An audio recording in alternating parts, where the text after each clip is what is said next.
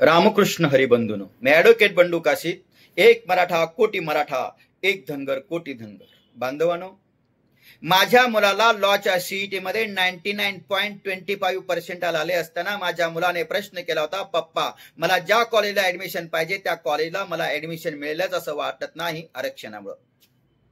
बंधूनो, मी माझ्या मुलाला सांगितलं होतं तू काही काळजी करू नको, तुला ज्या कॉलेजला ऍडमिशन पाहिजे त्या कॉलेजला तुला ऍडमिशन मिळेल, एवढी तुला मार्क्स मिळालेले आहेत.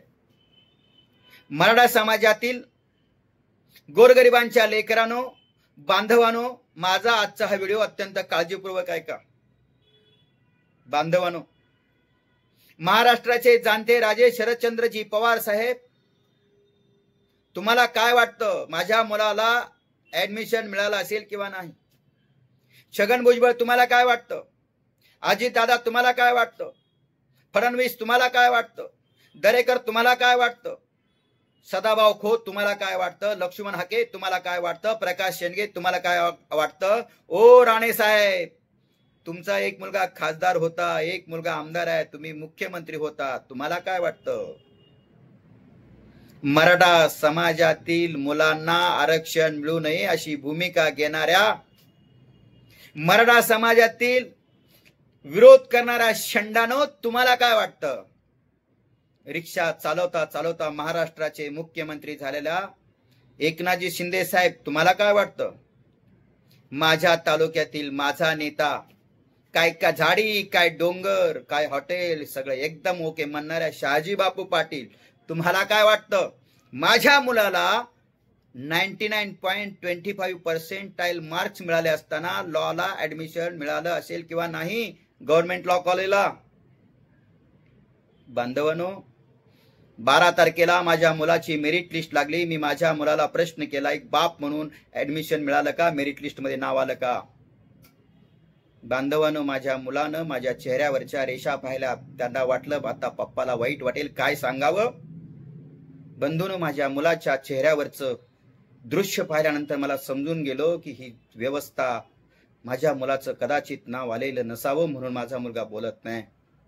बांधवांनो, माझ्या मुलाचं नाव 99.25% आलं असताना माझ्या मुलाचं नाव मेरिट लिस्ट मध्ये आलं नाही. माझ्या मुलाला मी भारताच्या नाही, देशातल्या जगातल्या कोणत्याही विद्यापीठात शिक्षण देऊ शकतो, ही माझी परिस्थिती आहे. परंतु माझ्या मुलाचं नाव जर 99.25% मिळणं सुद्धा जर मेरिट लिस्ट मध्ये नाव येत नसेल तर या शिक्षण व्यवस्थेला, या ठिकाणच्या राजकीय व्यवस्थेला मला प्रश्न करायचे आहेत. बांधवांनो, माझ्या मुलाचं नाव मेरिट लिस्ट मध्ये आलं नाही, माझ्या मुलाला ऍडमिशन मिळालं नाही. एक बाप म्हणून माझ्या मुलानं रात्रंदिवस अभ्यास केला, चांगली मार्क्स मिळवले, परंतु माझ्या मुलाला ऍडमिशन नाही मिळालं. ठीक आहे, माझी व्यथा, माझ्या मुलाला काही संस्कार असतील, माझा मुलगा शिकेल, तो मिळवून घेईल, पण माझ्या समाजातील माझी ही व्यथा असताना माझ्या गोरगरिबांच्या लेकरांची काय अवस्था असेल? माझ्या जाती धर्मात, माझ्या समाजात जन्माला आलेल्या गोरगरिबांच्या लेकरांची काय व्यवस्था असेल? रात्रंदिवस अभ्यास करून मार्क्स मिळवून सुद्धा ऍडमिशन मिळत नसेल. अरे, ऍडमिशन साठी पैसे भरायला जर पैसे नसतील तर ते माझ्या गोरगरिबांच्या लेकराच्या बापाला काय वाटत असेल?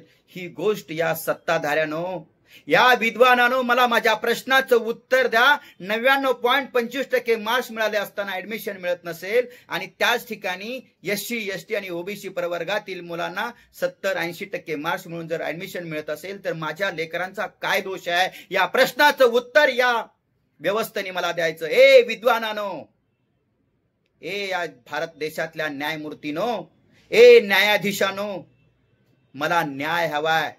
तुमच्या मुलाला 99.25% मार्क्स मिळाले असताना जर ऍडमिशन मिळालं नाही तर तुम्हाला काय वाटलं असतं? ओ शरदचंद्रजी पवार साहेब, तुमची सून खासदार, लेक खासदार, पुतण्या उपमुख्यमंत्री, नातू आमदार, तुम्हाला काय वाटलं असतं? मंडल आयोग लागू करताना मराठा समाज तुम्हाला कुठे दिसलाच नाही का? तुम्हाला सगळे सोयरे कसे दिसतील? तुमचे सगळे सोयरे कुठे कुठे आहेत तुम्हालाच विचारा तुम्ही. तुम्हाला मराठा समाजाचा आरक्षणाचा फायदा पाहिजे, पण मराठा समाजातील लेकरांना आरक्षण देण्याची भूमिका तुम्ही घेऊ शकत नाही. या व्यवस्थेला माझा प्रश्न आहे, आमच्या लेकरांनी काय करायचं?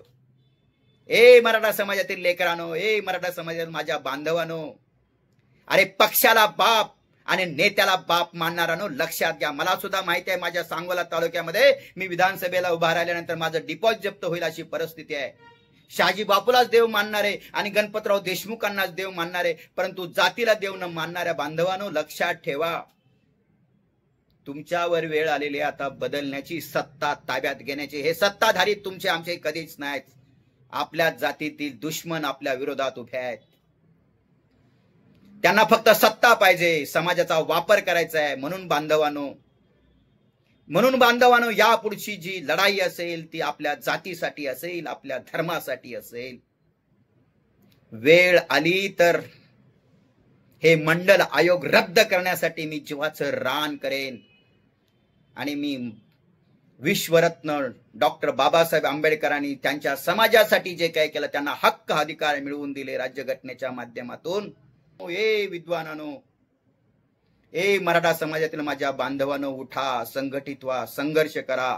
मनोज जरांगे दादाच्या पाठीशी उभे राहा आणि मराठा समाजाला आरक्षण मिळवून द्या. सॉक्रेटिसला आत्महत्या करावी लागली, येशू ख्रिस्ताला सुळावर चढावं लागलं, ज्ञानेश्वराला च्या आई वडिलांना देहत्याग करावा न्याय मिळवण्यासाठी.